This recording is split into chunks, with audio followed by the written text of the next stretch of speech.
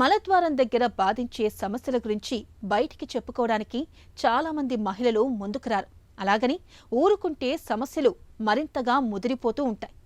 ఆసన భాగంలో వేధించే ఫిస్టుల్లా అలాంటిదే.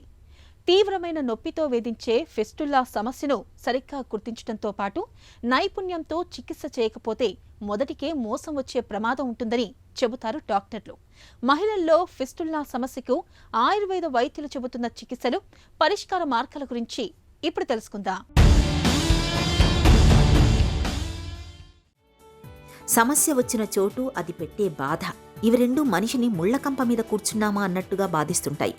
ముల్లులా గుచ్చుకుంటూ వేధించే ఈ బాధ పేరే ఫిస్టులా. ఫిస్టులాను ఆయుర్వేదం భగంధర వ్యాధిగా చెబుతుంది. భగంధరం గురించి తేలికగా అర్థమయ్యేలా చెప్పాలంటే, గోడలో పైనుంచి ఒక నీళ్ల గొట్టం వస్తుందనుకుందాం.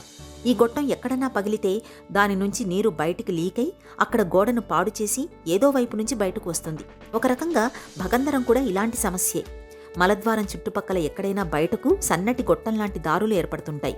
ఇలాంటప్పుడు దురద, నొప్పి, రక్తస్రావం, జిగురు, చీము పడటం వంటి సమస్యలు బాధిస్తుంటాయి. ఈ ఫిస్టులాల్లో కూడా యానల్ అని, హై యానల్ అని రెండు రకాలు కనిపిస్తుంటాయి. లో యానల్ ఫిస్టులాలు సాధారణంగా మలద్వారానికి దగ్గరలో చర్మం పైభాగాల్లో కనిపిస్తుంటాయి. హై యానల్ ఫిస్టులాలు మలమార్గానికి దూరంగా, చర్మానికి చాలా దిగువగా కనిపిస్తుంటాయి. ఇక పురుషులతో పోలిస్తే మహిళల్లో ఈ ఫిస్టులా వ్యాధి కాస్త భిన్నంగా ఉంటుందని, సమస్యల తాకిడి కూడా ఎక్కువేనని చెబుతారు నిపుణులు.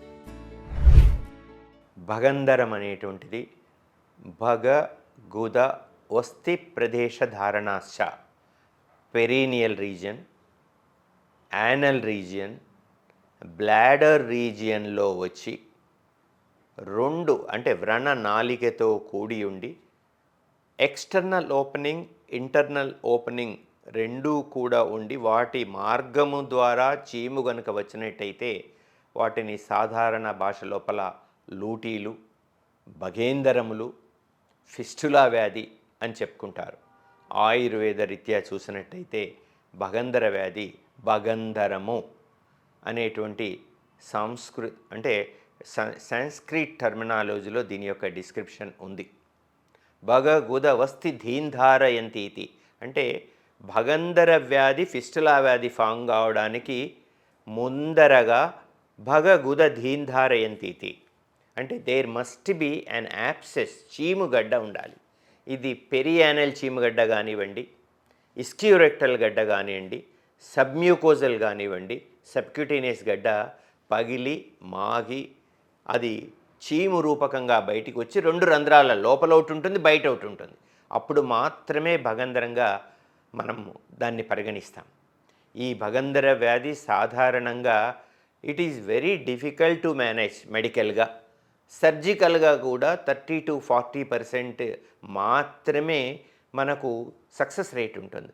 అట్లాంటి భగంధర వ్యాధి క్షారసూత్ర విధానము, ఆయుర్వేదము ఇచ్చినటువంటి వరము.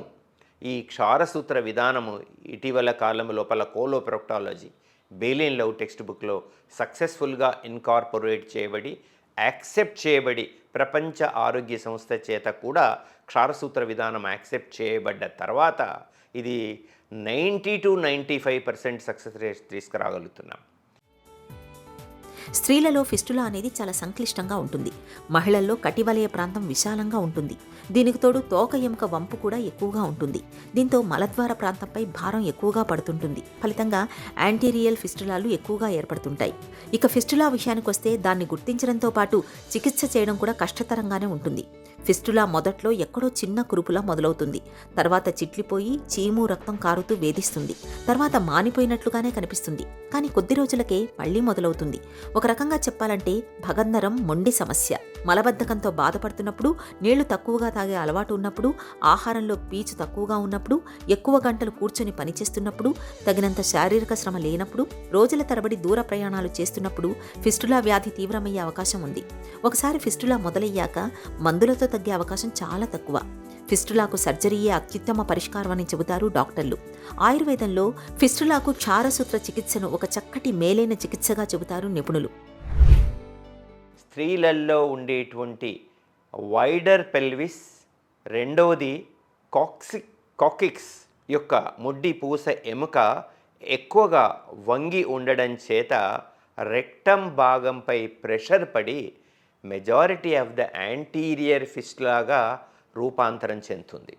ఈ యాంటీరియర్ ఫిస్టులాసు దాదాపుగా కొన్నిసార్లు లో యానల్, హై యానల్ లేదా వెజైనల్ కమ్యూనికేషన్స్, లో వెజైనల్ కమ్యూనికేషన్స్, హై వెజైనల్ కమ్యూనికేషన్స్గా రూపాంతరం చెందుతుంది.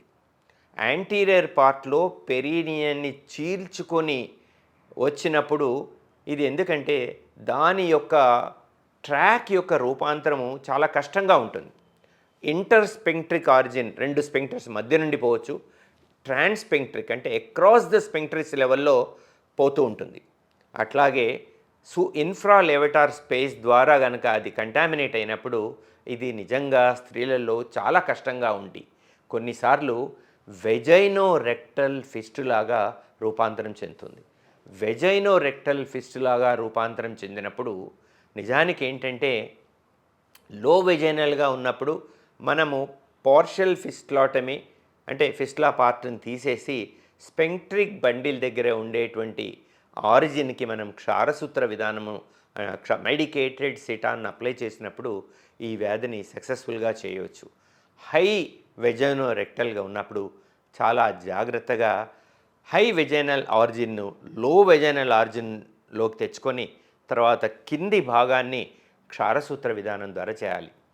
ఈ క్షారసూత్రం అనేటువంటిది మనము స్నుహి అర్కము అంటే లేటక్స్ ఆఫ్ ఒక క్యాలట్రాపిస్ ప్రాసెరా కానీ వేరే కొన్ని ప్రత్యేకమైన ఔషధాలతో ఆల్కలైన్ కంటెంట్స్ ఆస్పరాగస్ రెసిమోసా తర్వాత టర్మరిక్ పౌడర్తో 21 కోటింగ్స్ ఇచ్చినటువంటి మెడికేటెడ్ సిటాన్ను స్టెరైల్ చేసి ఆ స్టెరైల్ దాన్ని మనము శాస్త్రీయంగా ఈ భగంధర వ్యాధిలో అప్లై చేయడం ద్వారా 90 to 95% ఆఫ్ ద సక్సెస్ రేట్ను మేము చూస్తున్నామండి. మందుపూత పూసిన ఒక దారాన్ని ఫిస్టులా ముఖద్వారం ద్వారా లోపలికి చొప్పించి ఫిస్టులాను లోపలి వైపు నుంచి క్రమంగా మూసివేసుకుంటూ వస్తారు. ఈ ప్రక్రియను హెర్బల్ కెమికల్ క్యాటరైజేషన్ అని కూడా పిలుస్తారు. ప్రపంచవ్యాప్తంగా అనేక అధ్యయనాలు సైతం ఫిస్టులాకు క్షారసూత్ర విధానంలో చికిత్స చేయడం వల్ల మంచి ఫలితాలు కనిపిస్తున్నట్లు తేలింది. అయితే క్షారసూత్ర చికిత్స విజయవంతం కావడం అన్నది నిపుణుల అనుభవం, నైపుణ్యం మీద కూడా ఆధారపడి ఉంటుంది. ఫిస్టులా మానిపోయాక కొంతమందిలో మళ్లీ కనిపించే అవకాశం ఉంటుంది. అయితే చాలామంది దీన్ని ఆపరేషన్ విఫలం కావడంతో మళ్లీ వచ్చిందని అనుకుంటారు. అది నిజం కాదు. పాత ఫిస్టులాకు బదులుగా కొత్త ఫిస్టులాలు పుట్టుకొస్తాయని గుర్తుంచుకోవాలి. కాబట్టి మొదటిసారి ఫిస్టులా కనిపించినప్పుడు జాగ్రత్తగా చికిత్స చేయించుకోవాలి.